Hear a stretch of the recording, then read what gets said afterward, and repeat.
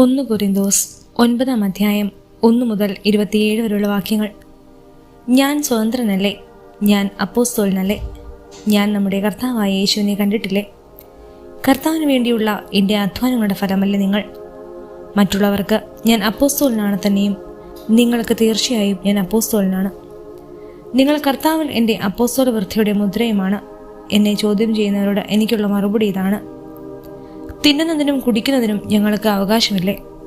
മറ്റ് അപ്പോസ്തലന്മാരും കർത്താവിൻ്റെ സഹോദരന്മാരും കേഫായും ചെയ്യുന്നതുപോലെ സഹോദരിയായ ഒരു സ്ത്രീയെ കൊണ്ടു നടക്കാൻ ഞങ്ങൾക്കും അവകാശമില്ലേ? ജോലി ചെയ്യാതിരിക്കാൻ ബർന്നബാസിനും എനിക്കും മാത്രം അവകാശമില്ലെന്നോ? സ്വന്തം ചിലവിൽ സൈനിക സേവനത്തിന് പോകുന്നവനുണ്ടോ? മുന്തിരിത്തോട്ടം ഉണ്ടാക്കിയിട്ട് അതിൻ്റെ ഫലത്തിൽ നിന്നും ഭക്ഷിക്കാത്തവനുണ്ടോ? ആട്ടിൻപറ്റത്തെ വളർത്തിയിട്ട് അതിൻ്റെ പാൽ കുടിക്കാത്തവനുണ്ടോ? ഞാൻ ഈ പറയുന്നത് കേവലം മാനുഷികമായിട്ടാണോ? നിയമം അനുശാസിക്കുന്നതും ഇതുതന്നെയല്ലേ? എന്തെന്നാൽ മോശയുടെ നിയമത്തിൽ എഴുതിയിരിക്കുന്നു, ധാന്യം മെതിക്കുന്ന കാളയുടെ വായി നിങ്ങൾ മൂടിക്കെട്ടരുത്. കാളയുടെ കാര്യത്തിലാണോ ദൈവത്തിന് ശ്രദ്ധ? അവിടുന്ന് സംസാരിക്കുന്ന അത്രയും നമുക്ക് വേണ്ടിയല്ലേ? ഒഴുകുന്നവൻ പ്രതിഫലചേയോടും മെതിക്കുന്നവൻ ഓഹരി ലഭിക്കുമെന്ന പ്രതീക്ഷയോടും കൂടി ജോലി ചെയ്യുന്നതിന് നമുക്ക് വേണ്ടി ഇത് എഴുതപ്പെട്ടിരിക്കുന്നു. ഞങ്ങൾ നിങ്ങളുടെ ഇടയിൽ ആത്മീയ നന്മകൾ വിതച്ചെങ്കിലും നിങ്ങളിൽ നിന്ന് ഭൗതിക ഫലങ്ങൾ കൊയ്യുന്നത് അധിക പറ്റാണോ? നിങ്ങളുടെ മേലുള്ള ഈ ന്യായമായ അവകാശത്തിൽ മറ്റുള്ളവർക്ക് പങ്കുചേരുമെങ്കിൽ ഞങ്ങൾക്ക് അതിന് കൂടുതൽ അർഹതയില്ലേ? എങ്കിലും ഞങ്ങൾ ഈ അവകാശം ഉപയോഗപ്പെടുത്തിയിട്ടില്ല. ക്രിസ്തുവിൻ്റെ സുവിശേഷത്തിന് ഒരു പ്രതിബന്ധവും ഉണ്ടാകാതിരിക്കാൻ എല്ലാം ഞങ്ങൾ സഹിക്കുന്നു. ദേവാലയ ജോലിക്കാർക്കുള്ള ഭക്ഷണം ദേവാലയത്തിൽ നിന്നാണെന്നും അൾത്താര ശുശ്രൂഷകർ ബലിവസ്തുക്കളുടെ പങ്ക് പറ്റുന്നുവെന്നും നിങ്ങൾ അറിയുന്നില്ലേ? അതുപോലെ സുവിശേഷ പ്രഘോഷകർ സുവിശേഷം കൊണ്ട് തന്നെ ഉപജീവനം കഴിയണമെന്നും കർത്താവ് കൽപ്പിച്ചിരിക്കുന്നു. എന്നാൽ ഇതൊന്നും ഞാൻ ഉപയോഗപ്പെടുത്തിയിട്ടില്ല. അങ്ങനെയുള്ള അവകാശങ്ങൾ ഉറപ്പിക്കുന്നതിന് വേണ്ടിയുള്ള ഞാൻ ഈ കാര്യങ്ങൾ എഴുതുകയുമല്ല. എന്തെന്നാൽ മറ്റുള്ളവരിൽ നിന്ന് അഭിമാനക്ഷതമേൽക്കുന്നതിൽ ഭേദം മരിക്കുകയാണ്. ഞാൻ സുവിശേഷം പ്രസംഗിക്കുന്നെങ്കിൽ അതിലെനിക്ക് അഹംഭാവത്തിന് വകയില്ല. അതെൻ്റെ കടമയാണ്. ഞാൻ സുവിശേഷം പ്രസംഗിക്കുന്നില്ലെങ്കിൽ എനിക്ക് ദുരിതം. ഞാൻ സ്വമനസ്സ ഇത് ചെയ്യുന്നെങ്കിൽ എനിക്ക് പ്രതിഫലമുണ്ട്.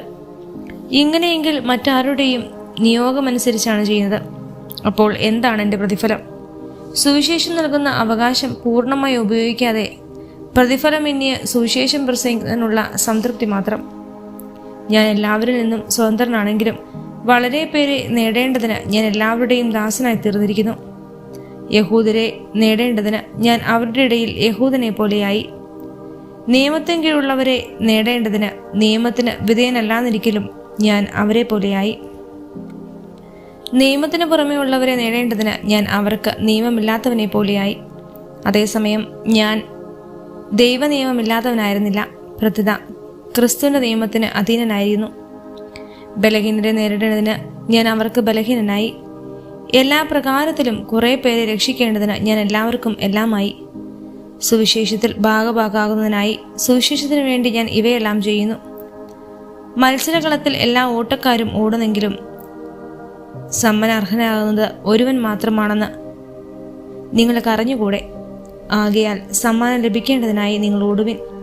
കായികാഭ്യാസങ്ങൾ എല്ലാ കാര്യത്തിലും ആത്മനിയന്ത്രണം പാലിക്കുന്നു. അവർ നശ്വരമായ കിരീടത്തിന് വേണ്ടിയാണ് അപ്രകാരം ചെയ്യുന്നത്, നാം അനശ്വരമായതിനു വേണ്ടിയും. ഞാൻ ഓടുന്നത് ലക്ഷ്യമില്ലാതെയല്ല. ഞാൻ മുഷ്ടിപ്രയോഗം നടത്തുന്നത് വായുവിൽ പ്രഹരിക്കുന്നത് പോലെയല്ല. മറ്റുള്ളവരോട് സുവിശേഷം പ്രസംഗിച്ച് ഞാൻ തന്നെ തിരസ്കൃതനാകാതിരിക്കുന്നതിന് എൻ്റെ ശരീരത്തെ ഞാൻ കർശനമായി നിയന്ത്രിച്ച് കീഴടക്കുന്നു. 1 കൊരിന്തോസ് 10 അധ്യായം 1 മുതൽ 33 വരെയുള്ള വാക്യങ്ങൾ. സഹോദരരെ, നമ്മുടെ പിതാക്കന്മാരെല്ലാവരും മേഘത്തണലിലായിരുന്നുവെന്നും കടലിലൂടെ കടന്നുവെന്നും നിങ്ങൾ മനസ്സിലാക്കണമെന്ന് ഞാൻ ആഗ്രഹിക്കുന്നു. അവരെല്ലാവരും മേഘത്തിനും കടലിനും സ്നാനമേറ്റ് മോശയോട് ചേർന്നു. എല്ലാവരും ഒരേ ആത്മീയ ഭക്ഷണം കഴിച്ചു. എല്ലാവരും ഒരേ ആത്മീയ പാനീയം കുടിച്ചു. തങ്ങളെ അനുഗമിച്ച ആത്മീയ ശിലയിൽ നിന്നാണ് അവർ പാനം ചെയ്തത്. ആ ശില ക്രിസ്തുവാണ്. എന്നാൽ അവരിൽ മിക്കവരിലും ദൈവം പ്രസാദിച്ചില്ല. അവരെല്ലാം മരുഭൂമിയിൽ വെച്ച് ചിതറിക്കപ്പെട്ടു.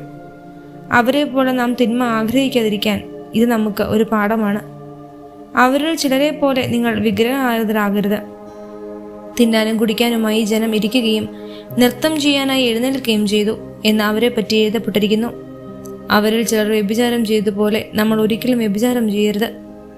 അവരിൽ 23,000 പേർ ഒറ്റ ദിവസം കൊണ്ട് നാശമടഞ്ഞു.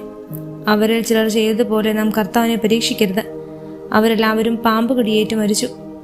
അവരിൽ ചിലർ പിറുപിറുത്തതുപോലെ നാം പിറുപിറുക്കുകയും അരുത്. സംഹാരകൻ അവരെ നശിപ്പിച്ചു കളഞ്ഞു. ഇതെല്ലാം അവർക്ക് ഒരു താക്കീതായിട്ടാണ് സംഭവിച്ചത്. നമുക്കൊരു പാഠമാകേണ്ടതിന് അവയെല്ലാം എഴുതപ്പെട്ടിരിക്കുന്നു. യുഗങ്ങളുടെ അന്തിമഘട്ടം നമ്മിലാണല്ലോ വന്നെത്തിയിരിക്കുന്നത്. ആകയാൽ നിൽക്കുന്നു എന്ന് വിചാരിക്കുന്നവൻ വീഴാതെ സൂക്ഷിച്ചുകൊള്ളട്ടെ. മനുഷ്യ സാധാരണമല്ലാത്ത ഒരു പ്രലോഭനവും നിങ്ങൾക്ക് നേരിട്ടിട്ടില്ല. ദൈവം വിശ്വസ്തനാണ്. നിങ്ങളുടെ ശക്തിക്ക് അതീതമായ പ്രലോഭനങ്ങളും ഉണ്ടാകാൻ അവിടുന്ന് അനുവദിക്കുകയില്ല. പ്രലോഭനങ്ങൾ ഉണ്ടാകുമ്പോൾ അവയെ അതിജീവിക്കാൻ വേണ്ട ശക്തി അവിടെ നിങ്ങൾക്ക് നൽകും. ആകയാൽ പ്രിയപ്പെട്ടവരെ, വിഗ്രഹ ആരാധന നിന്ന് മൂടി അകലുവിൻ. വിവേകമതികളോടെന്ന പോലെ ഞാൻ നിങ്ങളോട് പറയുന്നു. ഞാൻ പറയുന്നത് നിങ്ങൾ തന്നെ വിധിക്കുവിൻ. നാം ആശീർവദിക്കുന്ന അനുഗ്രഹത്തിന്റെ പാനപാത്രം ക്രിസ്തുവിന്റെ രക്തത്തിലുള്ള ഭാഗഭാഗത്വമല്ലേ? നാം മുറിക്കുന്ന അപ്പം ക്രിസ്തുവിന്റെ ശരീരത്തിലുള്ള ഭാഗഭാഗത്വമല്ലേ? അപ്പം ഒന്നേ ഉള്ളൂ. അതിനാൽ പലരായിരിക്കുന്ന നാം ഒരു ശരീരമാണ്. എന്തെന്നാൽ ഒരേ അപ്പത്തിന് നാം ഭാഗഭാക്കളാണ്. ജനനം കൊണ്ട് മാത്രം ഇസ്രായേൽക്കാരായവരെ നോക്കുവിൻ. ബലിവസ്തുക്കൾ ഭക്ഷിക്കുന്നവർക്കല്ലേ ബലിപീഠത്തിലെ ഭാഗഭാഗിത്വം. വിഗ്രഹത്തിന് സമർപ്പിച്ച ആഹാരധർമ്മോ വിഗ്രഹം തന്നെയോ ഏതെങ്കിലുമാണെന്ന് ഞാൻ ഉപദേശിക്കുന്നുണ്ടോ? ഇല്ല. വിജാതിയർ ബലിയർപ്പിക്കുന്നത് പിശാചിനാണ്, ദൈവത്തിനല്ല എന്നാണ് ഞാൻ പറയുന്നത്. നിങ്ങൾ പിശാചുകളുടെ പങ്കാളികളാകാൻ ഞാൻ ആഗ്രഹിക്കുന്നില്ല. ഒരേ സമയം കർത്താവിൻ്റെ പാനപാത്രവും പിശാചുകളുടെ പാനപാത്രവും കുടിക്കാൻ നിങ്ങൾക്ക് സാധിക്കുകയില്ല. കർത്താവിൻ്റെ മേശയിലും പിശാചുകളുടെ മേശയിലും ഭാഗഭാക്കളാക്കാനും സാധിക്കുകയില്ല. കർത്താവിൽ നാം അസൂയ ഉണർത്തണമോ? നാം അവിടത്തേക്കാൾ ശക്തരാണോ? എല്ലാം നിയമാനുസൃതമാണ്, എന്നാൽ എല്ലാം പ്രയോജനമല്ല. എല്ലാം നിയമാനുസൃതമാണ്, എന്നാൽ എല്ലാം പടുതുയർത്തുന്നില്ല.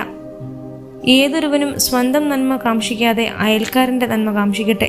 ചന്തയിൽ വിൽക്കപ്പെടുന്ന ഏതുതരം മാംസവും വാങ്ങി മനഃശാഞ്ചല്യം കൂടാതെ ഭക്ഷിച്ചുകൊള്ളുവേൻ. കാരണം ഭൂമിയും അതിലുള്ള സർവവും കർത്താവിൻ്റെതാണ്. അവിശ്വാസിയായ ഒരുവൻ നിന്നെ ഭക്ഷണത്തിന് ക്ഷണിക്കുകയും പോകാൻ നീ ആഗ്രഹിക്കുകയും ചെയ്താൽ വിളമ്പി തരുന്നതെന്നും മനഃശാഞ്ചല്യം കൂടാതെ ഭക്ഷിച്ചുകൊള്ളുക. എന്നാൽ ആരെങ്കിലും നിന്നോട് ഇത് ബലിയർപ്പിച്ച വസ്തുവാണെന്ന് പറയുന്നെങ്കിൽ ഈ വിവരം അറിയിച്ച ആളുകളെ കരുതിയും മനസാക്ഷിയെ കരുതിയും നീ ഇത് ഭക്ഷിക്കരുത്. നിന്റെ മനസാക്ഷിയല്ല, അവൻ്റേതാണ് ഞാൻ ഉദ്ദേശിക്കുന്നത്. എൻ്റെ സ്വാതന്ത്ര്യം മറ്റൊരുവൻ്റെ മനസാക്ഷി കൊണ്ട് എന്തിനു വിധിക്കപ്പെടണം? കൃതജ്ഞയോടാണ് ഞാൻ അതിൽ ഭാഗഭാഗമാകുന്നെങ്കിൽ ഞാൻ കൃതജ്ഞ അർപ്പിക്കുന്ന ഒന്നിനു വേണ്ടിയും എന്തിനെന്നെ കുറ്റപ്പെടുത്തണം? അതിനാൽ നിങ്ങൾ ഭക്ഷിക്കുകയോ പാനം ചെയ്യുകയോ മറ്റെന്തെങ്കിലും പ്രവർത്തിക്കുകയോ ചെയ്യുമ്പോൾ അവയെല്ലാം ദൈവമാസത്തിനായി ചെയ്യുവേൻ. യഹൂദർക്കോ ഗ്രീക്കുകാർക്കോ ദൈവത്തിൻ്റെ സഭയ്ക്കോ നിങ്ങൾ ദ്രോഹമൊന്നും ചെയ്യരുത്. ഞാൻ തന്നെയും എല്ലാവരുടെയും രക്ഷയെ പ്രതി അനേകരുടെ പ്രയോജനത്തിനായി എൻ്റെ പ്രയോജനം നോക്കാതെ എല്ലാ കാര്യങ്ങളിലും എല്ലാവരെയും പ്രീതിപ്പെടുത്താൻ ശ്രമിച്ചുകൊണ്ടിരിക്കുന്നു.